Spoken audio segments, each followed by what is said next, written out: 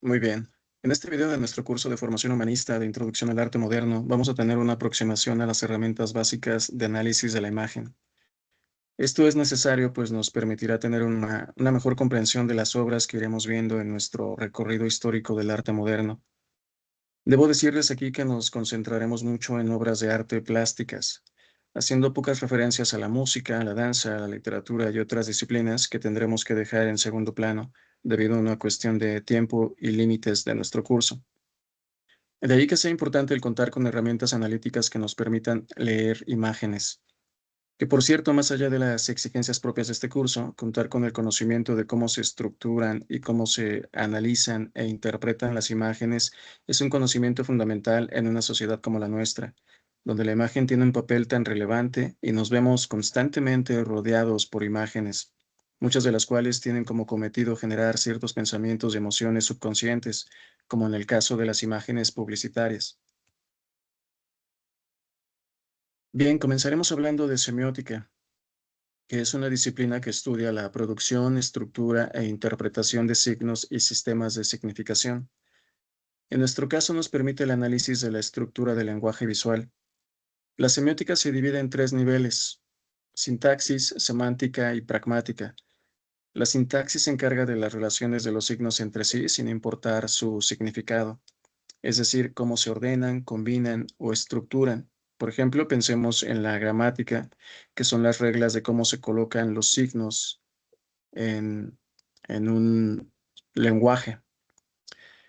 La semántica estudia la relación entre los signos y aquello a lo que se refieren, es decir, el significado. Por ejemplo, la palabra árbol es un signo que representa al objeto árbol real.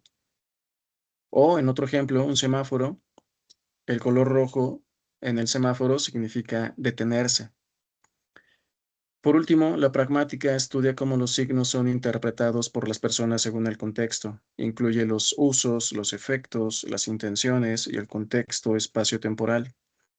Por ejemplo, la palabra ahorita, que es un diminutivo de ahora en el contexto mexicano, puede utilizarse para significar en este preciso momento, pero también en unos minutos, o también más tarde, o hasta un quién sabe cuándo, dependiendo del hablante y la situación específica.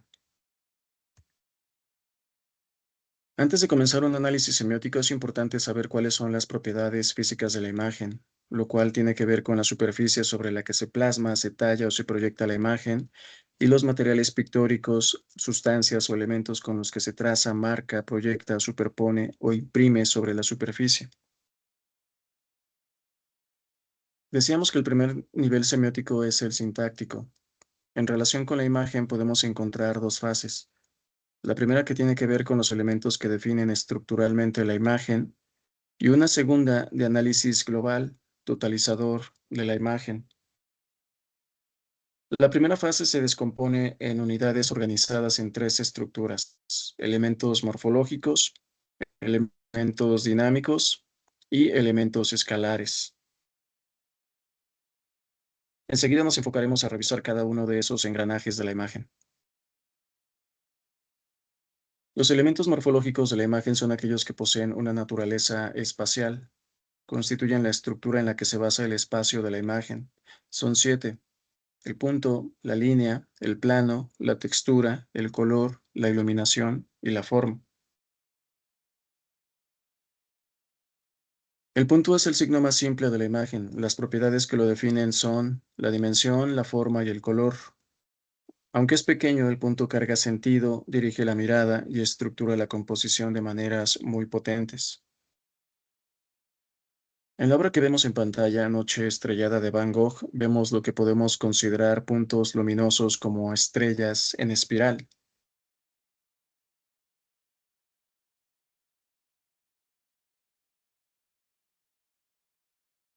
Los puntos no necesariamente tienen que ser minúsculos, pueden abarcar zonas grandes dentro de una imagen, como vemos en este cuadro.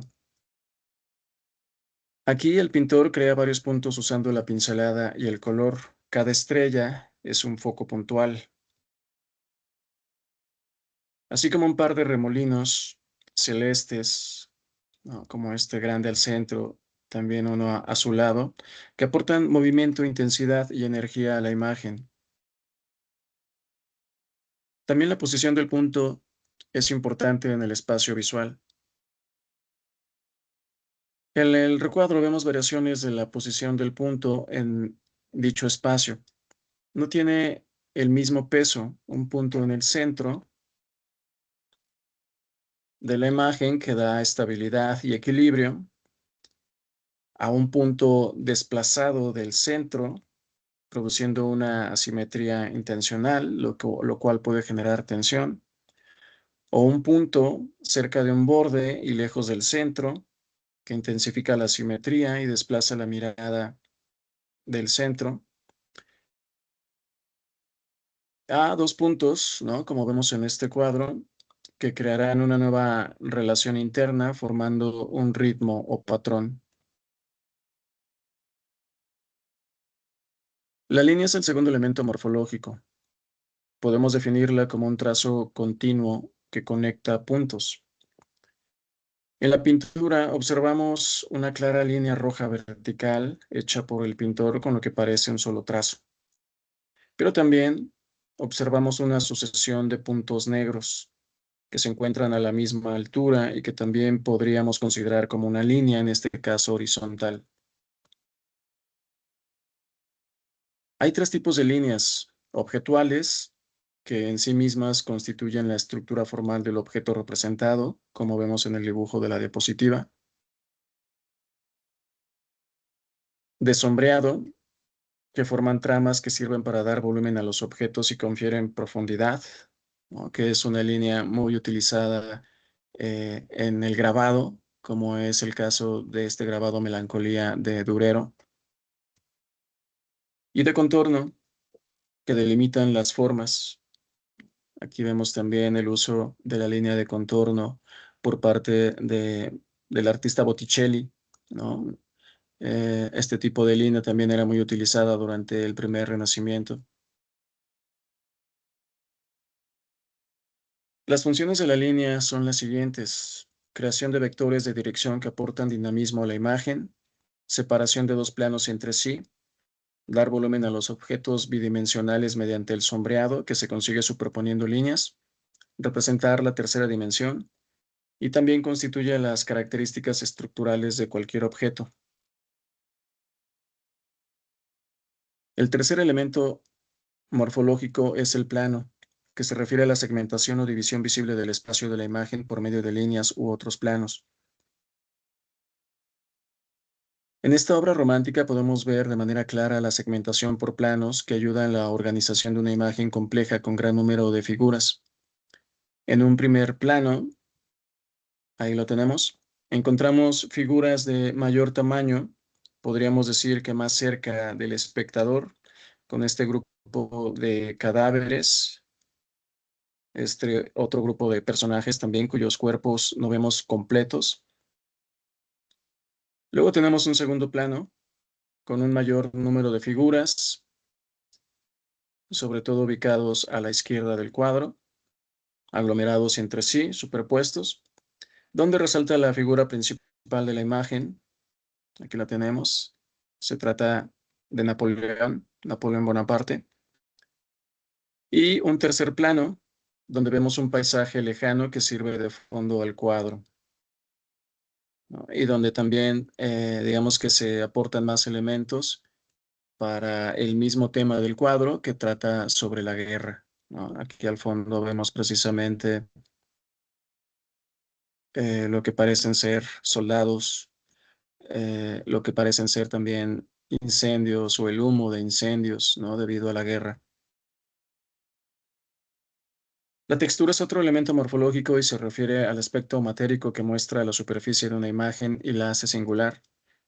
En ella coexisten cualidades táctiles, perdón, y ópticas. La textura es un elemento que aporta a la percepción espacial y a la visión en profundidad. El quinto elemento es el color. Podemos definirlo como una sensación y efecto fisiológico producida por la luz y captado por la retina, el cual constituye una pequeña parte visible del espectro electromagnético. Las propiedades sensoriales del color son el matiz o color específico captado de dicho espectro, la saturación, que se refiere a la intensidad o pureza del color, y el brillo o grado de luz u oscuridad que contiene. El color tiene importantes funciones en la imagen. Crea el espacio de la representación, ordena en diferentes planos cromáticos y segmenta el espacio, estableciendo relaciones plásticas significativas como direcciones de escena, ritmos, contrastes, etc. Crea también ritmos dentro de la imagen. El contraste cromático genera dinamismo o movimiento y también puede generar relaciones sinestésicas, que implica la estimulación simultánea de dos vías sensoriales, en este caso comunes al oído, el tacto, el olfato o el gusto, a partir de un estímulo visual.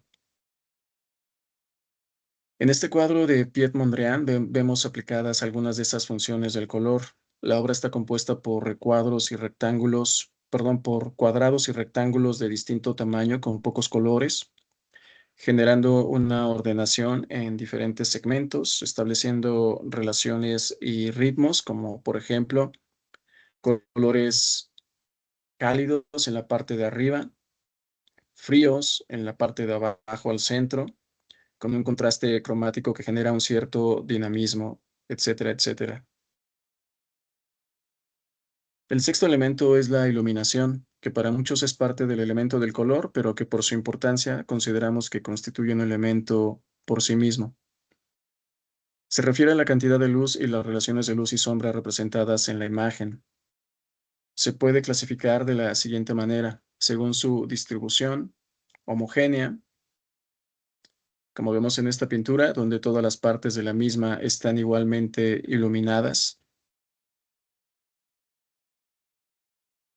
o particular de un foco o de varios focos, como en este grabado de Rembrandt, donde podemos ver que hay un foco de luz muy evidente que desciende de lo alto de la imagen e ilumina una zona específica, dejando otras zonas, las zonas a los lados, en sombras. También, según su contraste, la luz se divide en uniforme, como en esta pintura de Botticelli, donde vemos que no hay variaciones de claroscuro, sino una luz plana en todo el cuadro,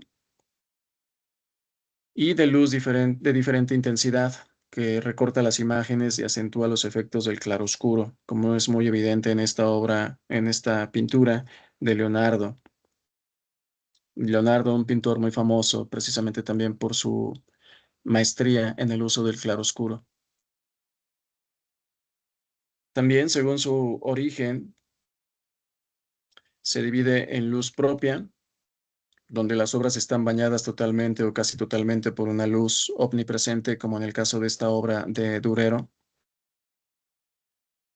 y luz determinada que procede de un foco inventado implícito en la obra. El caso de esta pintura del Greco, que juega con la representación de un niño prendiendo una vela.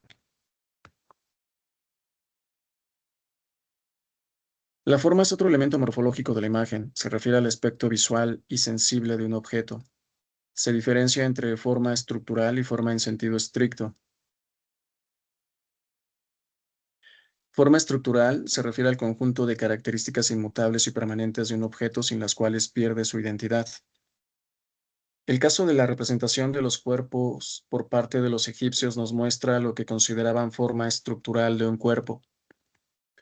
En su arte, los egipcios usaban un estilo de representación canónica o canon frontal, donde las partes del cuerpo se muestran desde el ángulo donde más son reconocibles. Por eso vemos cabezas de perfil, con ojos de frente, con torsos también de frente, con piernas de perfil, una adelantada, además, manos también de perfil, con palma visible, pies también ambos vistos desde adentro. Y así los egipcios combinaban diferentes puntos de vista en un solo cuerpo para representar la totalidad del mismo. También tenemos la forma en sentido estricto, que son los cambios espaciales sufridos por una forma estructural. Los más comunes son el escorzo y la superposición. En el caso del escorzo, es la sugerencia de la totalidad de la forma estructural de un objeto mediante una parte solamente. Como vemos en esta pintura que muestra una figura acostada, viéndola desde una posición cercana a los pies del hombre y un poco por encima de él. La superposición es el amalgamiento de las formas que normalmente no se encuentran ni se representan aisladas, y por lo mismo hay partes que no vemos y partes que sí, como el caso de las figuras de esta pintura.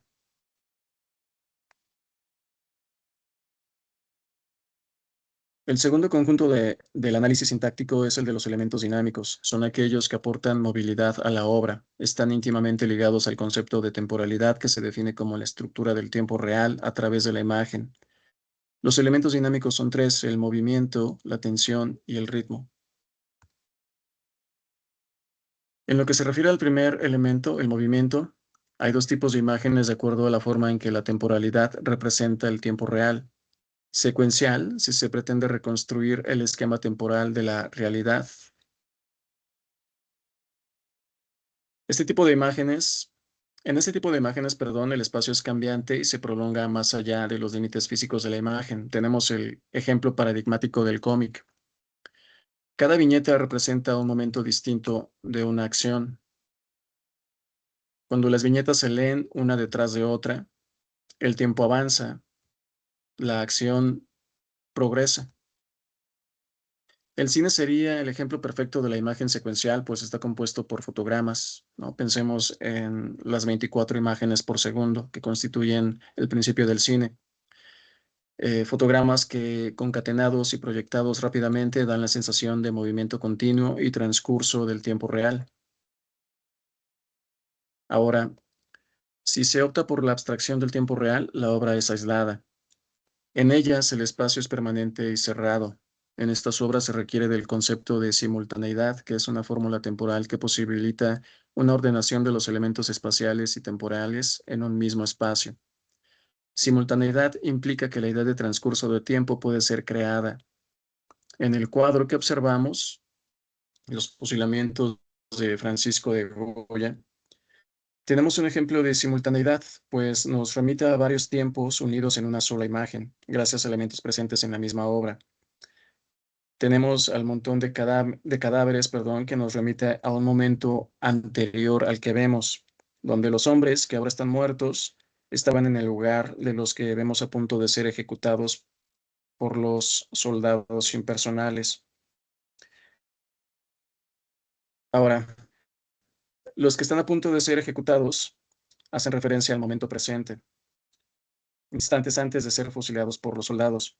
A su vez, vemos detrás y al centro del cuadro un grupo que viene y en un momento posterior tomará el lugar frente a los soldados. Se trata de tres momentos distintos: pasado, presente y futuro, unidos en una sola imagen. El segundo elemento temporal es la tensión. Es una variable de las obras aisladas y cumple la misma función que el movimiento en las obras secuenciales.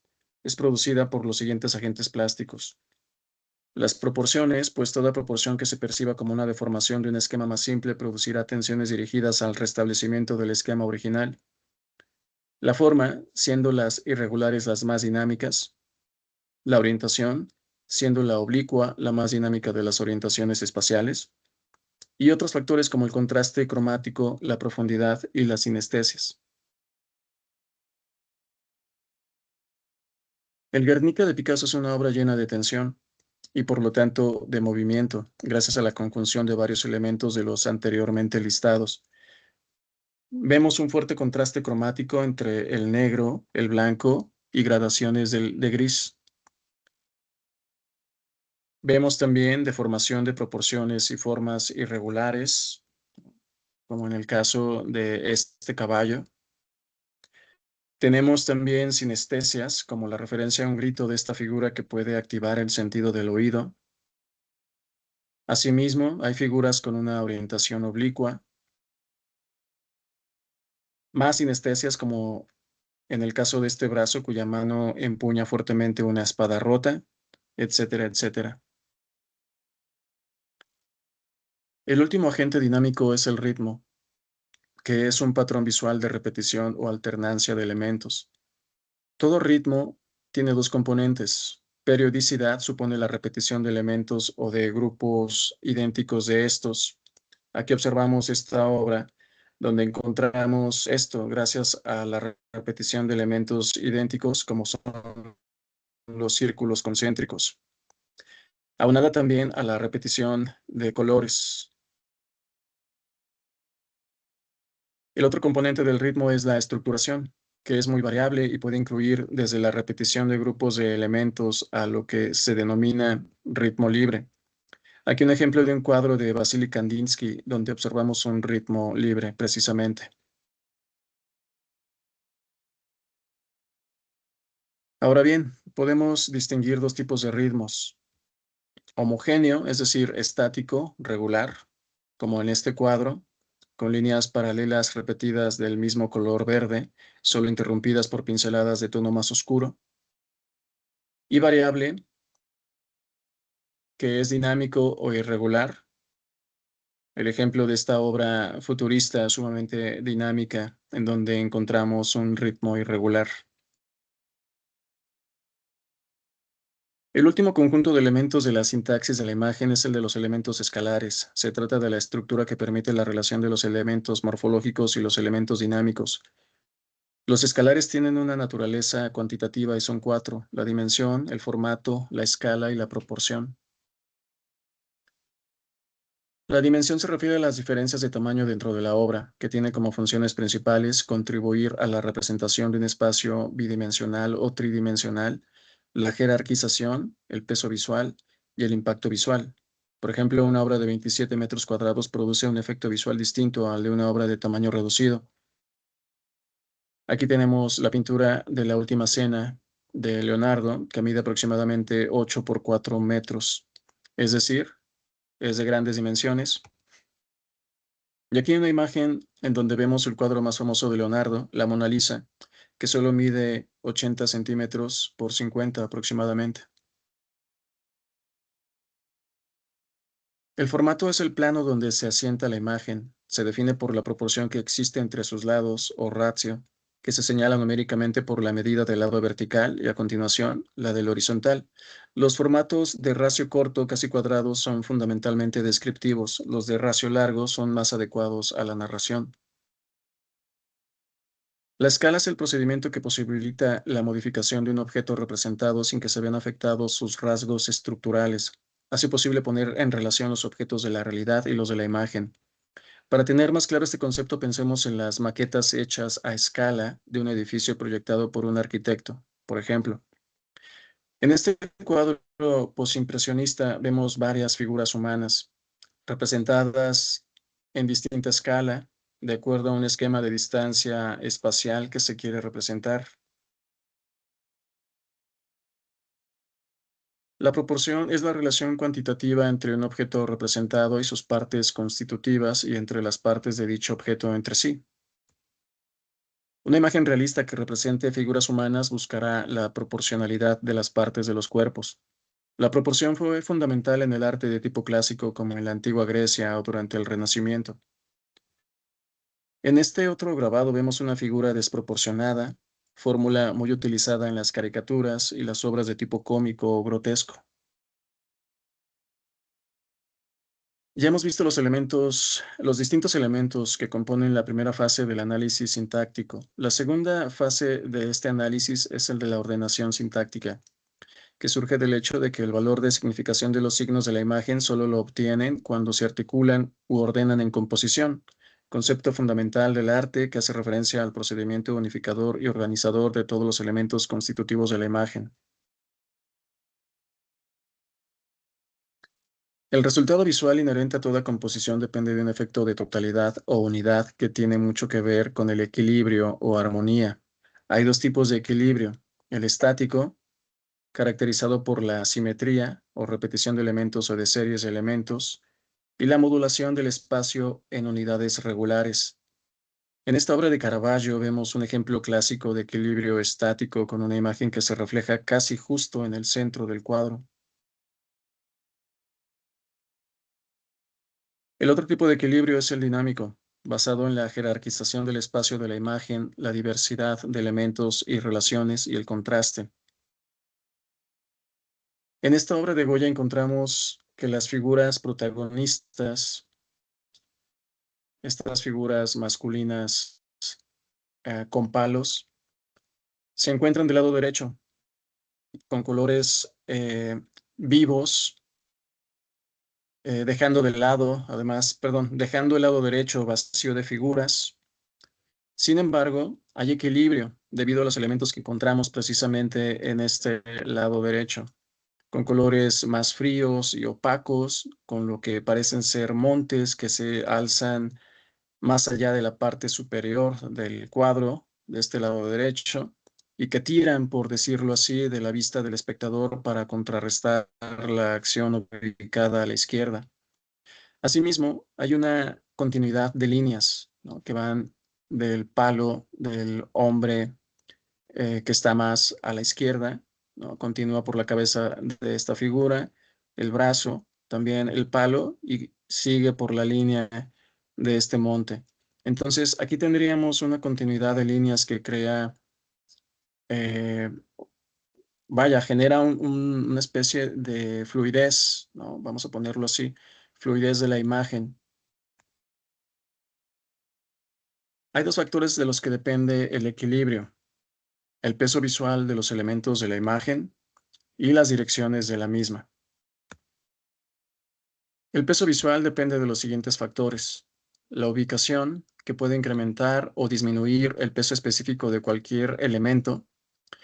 En este ejemplo de nombre La libertad o la muerte, vemos cómo la ubicación de las figuras tiene un peso distinto y se relaciona con el significado de la obra, pues la figura al centro representa a Francia durante el periodo posterior a la Revolución Francesa, debatiéndose por un lado entre la libertad, esta figura femenina, que por su importancia aparece en lo más alto, y por otro, la muerte, ubicada en la parte más baja de las tres figuras principales. Otro factor que determina el peso es el tamaño, que al ser mayor o menor incrementará o disminuirá el peso de un elemento. Este recurso fue muy utilizado por el arte medieval, como lo observamos en esta obra, donde los personajes de mayor importancia dentro de la teología cristiana eran representados de mayor tamaño. Aquí vemos a la Virgen con el niño al centro y de mucho mayor tamaño que todas las demás figuras, que a su vez son jerarquizadas por tamaño según su importancia.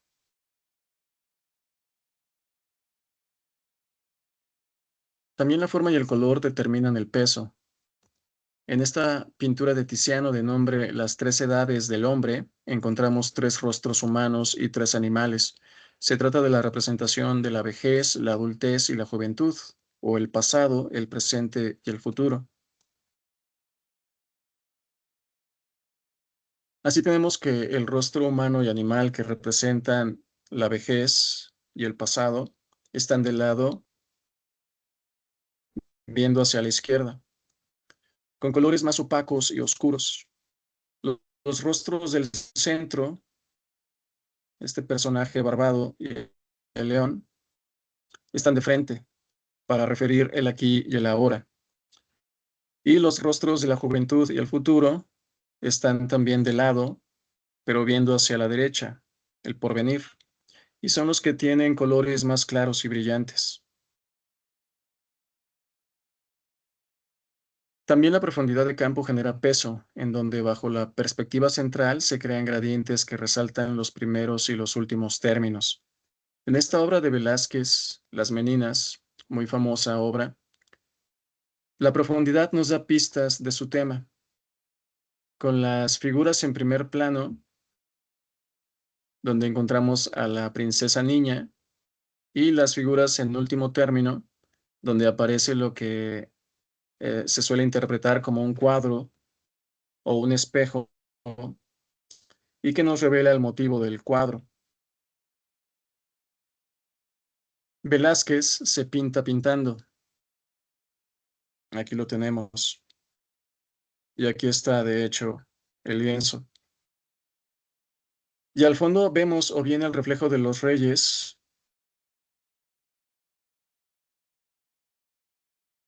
a quienes estaría pintando el artista, o bien el cuadro que está realizando ya terminado.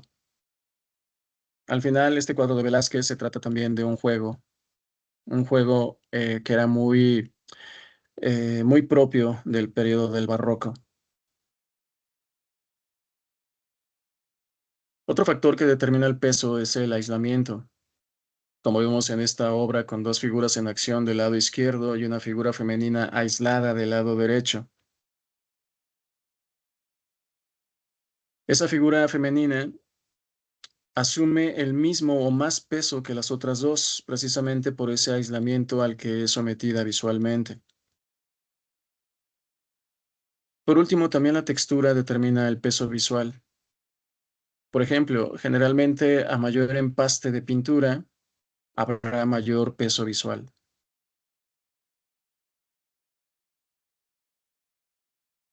Otro factor del que depende el equilibrio son las direcciones de la imagen. El peso de cada elemento produce una jerarquización del espacio de la imagen. Para ello es necesario que los elementos se interrelacionen. Las direcciones de la imagen son ese medio de relación. Permiten que la obra se organice como un sistema en el que todos los elementos de la composición interactúan entre sí. Podemos decir que componer implica unir ordenadamente los elementos de la imagen, y ahí juegan un papel fundamental las direcciones. Las direcciones pueden ser explícitas o inducidas. Las explícitas más comunes son los objetos puntiformes como brazos y dedos extendidos. Las inducidas pueden ser miradas, atracción de objetos o elementos entre sí, el formato y la estructura de la composición que imponen vectores de dirección dominantes apoyados por otros secundarios. En esta obra de Leonardo veremos marcadas las líneas más importantes que constituyen o construyen el equilibrio. Ahí tenemos una clara línea inducida por las miradas, línea que interrelaciona a las tres figuras humanas y al animal. Asimismo, los contornos de los cuerpos entrelazados forman un triángulo que confiere gran estabilidad a la pintura. Ahí también tenemos una línea oblicua que atraviesa de un lado a otro el cuadro generado por un pliegue del vestido de Santa Ana, seguido por la línea de uno de sus brazos. Esta línea iría de aquí. Acá está también la línea que continúa con uno de sus brazos y que sigue por una línea oscura del suelo y lleva la mirada hacia el árbol de la derecha y hacia el fondo de la escena, ¿no? Generando precisamente una cierta fluidez en la composición. Todavía tendríamos o podríamos resaltar esta otra línea de bajo que sirve de base a la forma triangular principal y le otorga mayor estabilidad.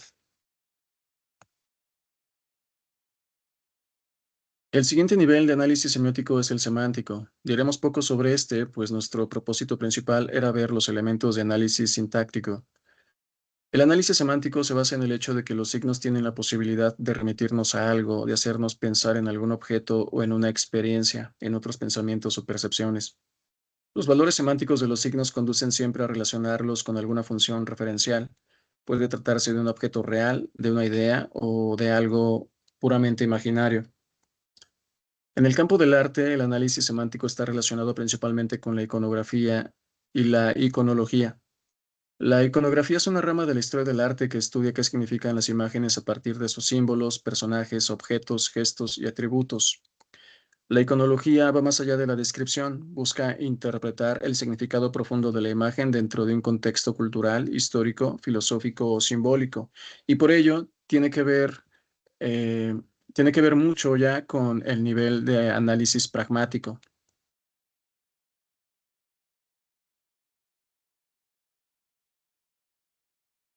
En el análisis semántico es importante distinguir primero signo como unidad capaz de transmitir contenidos representativos, puede ser conocido inmediatamente por la imagen sensorial. Ahí tenemos un conjunto de signos. Sustituye u ocupa el lugar de otra cosa a la que remite.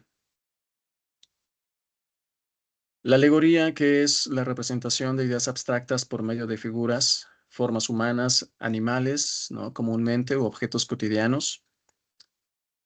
y necesita cierto parecido real o atributos. Aquí tenemos una imagen precisamente de la alegoría de la justicia, ¿no? A la cual comúnmente se le representa precisamente con ciertos atributos como lo son la balanza y la espada. Y el símbolo que lleva más allá de la significación y necesita de la interpretación y por lo tanto también en el símbolo ya nos encontramos en un nivel más bien pragmático. Se trata de una unidad que hace presente otra realidad, que hace presente lo ausente, no solo informa, sino que evoca, tiene más densidad de sentido, involucra sentimientos, valores, ideales, tiene un carácter convencional y tiende a crear comunidad. Y en el símbolo se da una coincidencia de manifestación sensible y significado y sentido suprasensible. Hay un juego de contrarios, de desocultamiento y ocultamiento simultáneos, ¿no? Y ahí uno de los símbolos quizás más relevantes, ¿no? En la historia de, de Occidente, por lo menos, en la historia de la humanidad, quizás, como es el símbolo de la cruz, ¿no? Que nos remite precisamente al cristianismo y está lleno, está sumamente cargado de sentidos y significados. Muy bien, hasta ahí nuestro repaso por algunas herramientas para el análisis de la imagen, sobre todo el análisis estructural. Eh, estos, estos elementos nos servirán en adelante, ¿no? Precisamente para una mejor comprensión y apreciación de las obras que iremos viendo en nuestro repaso del arte moderno. Gracias por su atención.